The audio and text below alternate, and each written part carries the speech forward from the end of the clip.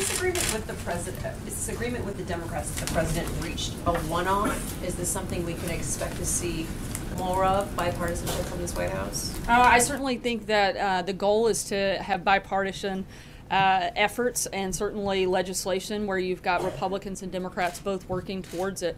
That was something that the president talked about during the campaign, and certainly something that I think the American people expect, and one of the reasons they voted for him, and I certainly would expect to continue to see that. Does the president care at all that Republican leadership is annoyed with this deal that he reached? I think that the president's focus was what was doing what was best for the American people, and that's why he's the president. The people wanted somebody to be a leader. They wanted somebody that was going to step up and take action and get things done, and that's exactly what the president did. I think the last thing we want to do is play partisan politics when we have people in places like Texas and Louisiana that need financial support through the federal government. The president wanted to make sure that happened and that got taken care of, and that's what he did. Sarah. John? Sir, what's the thinking behind the president working with Nancy Pelosi and Chuck Schumer to eliminate the need to constantly go through this debt ceiling process?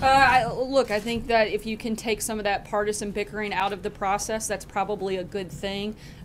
This is a government that is always going to pay its debts and wants to make sure that our bills get paid, and that we can support the needs that we have of our country, like we're having to do right now in a time of disaster relief efforts. And so that's certainly a priority moving forward. But there are some conservatives in Congress who say taking away the battles over the debt ceiling just means that you're going to continue to add on debt, add on debt, add on debt with no checks and balances. Well, I think that's, if you have your priorities wrong. The president is focused on, one, balancing the budget, bringing that debt down overall, but also making sure, again, that the citizens of our country, particularly those in a really desperate time of need like we are seeing right now in Texas and Louisiana, are taken care of.